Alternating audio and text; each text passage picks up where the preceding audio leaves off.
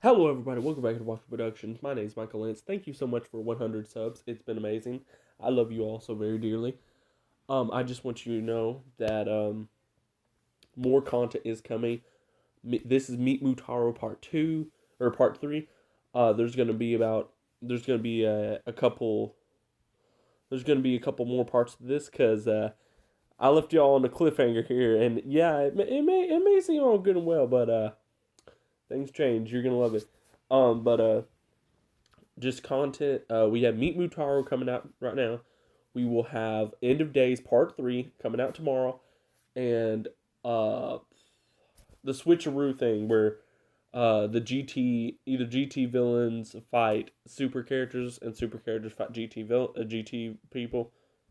You know what I mean. Basically, they switch places in a particular arc. Anyways, you're going to love what I did in this one. And I finally answered the question, what if an android absorbed God Key?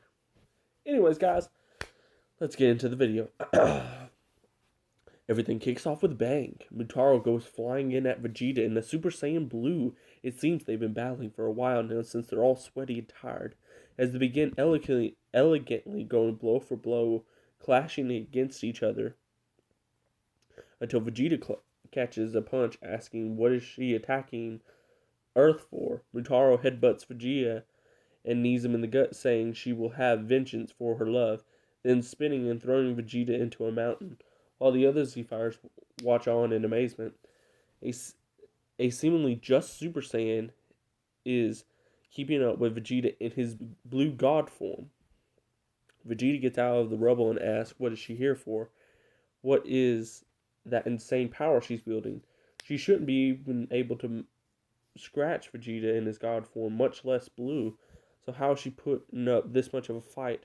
Mutaro wags her tail, and she chuckles, explaining to the would-be prince that she is a Saiyan from the olden times and wiped out by their people and Vegeta's descendant, Emperor Vegeta. However, she gets into her backstory, which pauses even Vegeta, as Vegeta tells her that he is sorry and that his people that is that hold on he tells her that he is sorry that his people did that to her.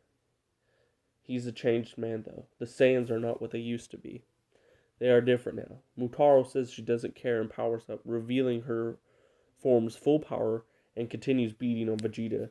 Vegeta is still keeping up with her and decides to test her morals. It throws an energy blast at her, but she dodges, causing it to head towards the city, to which Vegeta puts on this evil facade, with Mutaro claiming to be right and the race and the races never changed.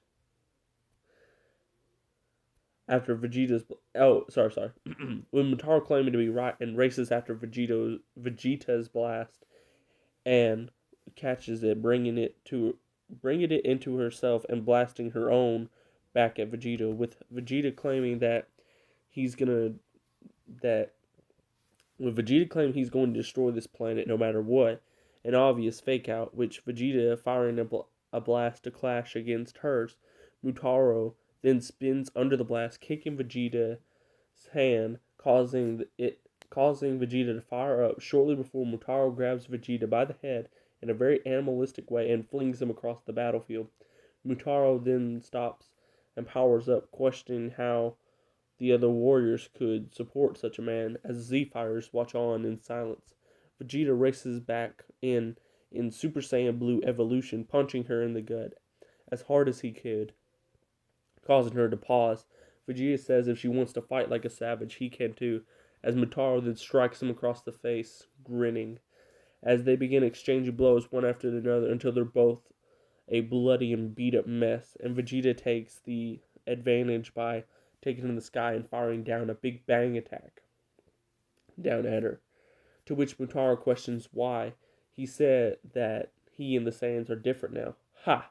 An obvious lie to get her to stop fighting. She then powers up and charges her own full power attack, the Carotastrophe. Yes, it is after Carrot. Shut up. An orange blast then clashes against Vegeta's attack as Vegeta gets behind her, firing a final flash at her. after shooting on her after shooting on her back with dozens of energy blasts. Basically, Mutaro is pushing back with her own energy blast against the Big Bang attack, which is upward, but uh but Vegeta teleported behind her and blasts her own back and then fires a final flash at her. Anyways, which allows Vegeta's onslaught to sink in on her and tire her out. She stands there a broken woman, burned out and beaten all over, questioning how she's still standing. Vegeta stands in front of her, asking if she's willing to listen now.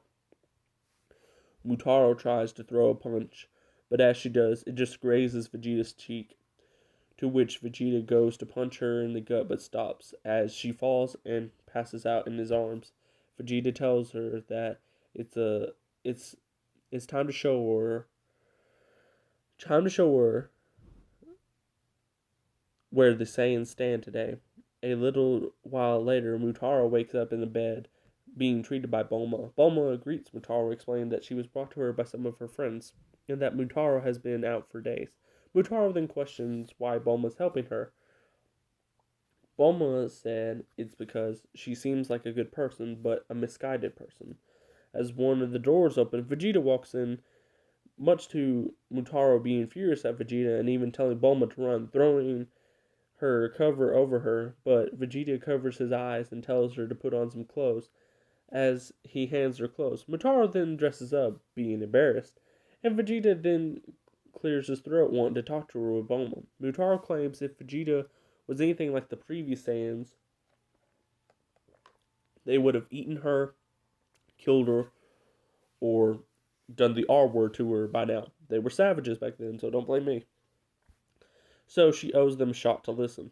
Vegeta explains the story of the Dragon Ball and how the Saiyans were as she remembers them, but they're not now.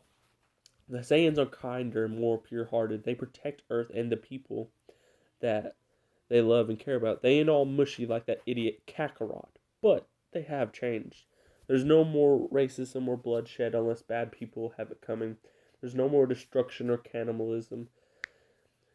There's no more violence unless it's for the protection of someone else. They are different people now. And he can show her. Mutaro, believing his words for the first time ever, follows him. Vegeta shows her his family. He shows her his friends. And when Kakarot gets back, she shows her him. Shows her Beerus and Whis, to which Mutaro has actual great respect for Beerus after Vegeta explains it to her.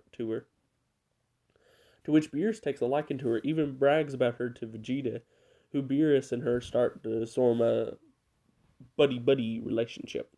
With, however, after seeing Whis and asking if Zarama sent him too, Whis questions how she knows Zarama, to which leaves Mutaro to show everyone the angel that followed her here.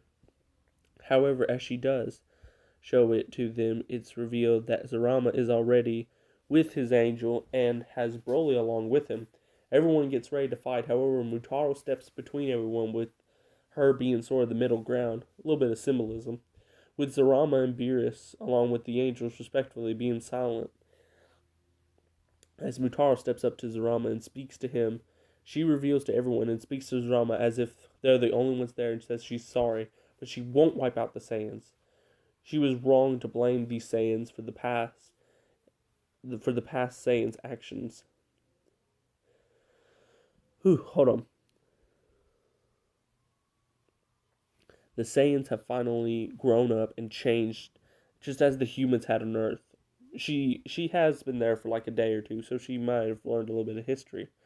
And she's even grown to respect and care for some of the Saiyans and people of it, glaring at Vegeta in a very cute way. She won't wipe out these Saiyans because they have changed and they deserve to have someone to defend them, even when she had no defender for her love or her race when she was growing up. She will stand with them. Mutaro then tells Zarama that she won't let him or anyone else take away her people or her family, to which Vegeta steps in front of her, standing at Zarama's abs, basically confronting him, telling him he will not let her stand alone. Zurama then lets out a joyous chuckle and hugs the two Saiyans, breaking the tension with his two huge arms, to which Vegeta is biting and fighting to get out of. Zurama laughs aloud with Whis and Beerus showing a sign of relief. Zurama explains he feels the same way and showed up on Vampa before getting her, and after scaring Broly in a short battle, Broly was defeated, and Zurama talked to him and understood where the Saiyans of today stand. Then, observing everything on Earth again, he went and got to her and trained and tested her to see if she was truly worthy to lead the Saiyans as the Saiyan Queen. Zurama then went back to visit Broly, to which they wiped out a few planets in the conflict, including Planet Zero, because frick that planet. Moving on.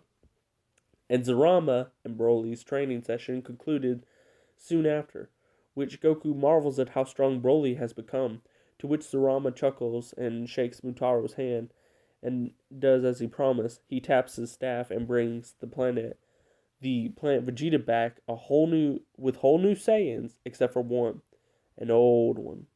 Zurama then takes the gang to the new planet Vegeta, and Mutaro sees him after all this time. Yamoshi. They race in, hugging and embracing one big kiss. Beerus and Whis pull Zurama to the side to talk to him and his angel, with Whis calling Zurama Uncle Zurama, as Zurama is brother to the great priest and is like family to him. So they hug, and Beerus remarks that has Zurama found a new replacement for them yet, revealing that this is all a play by the gods, to eventually let the mortals one day succeed them and become better gods than they once were, despite putting on some facades, to which the four all look on and smile at the Saiyans, now exploring their new planet Vegeta, with Zurama claiming they have work to do. To be continued. And that was this part.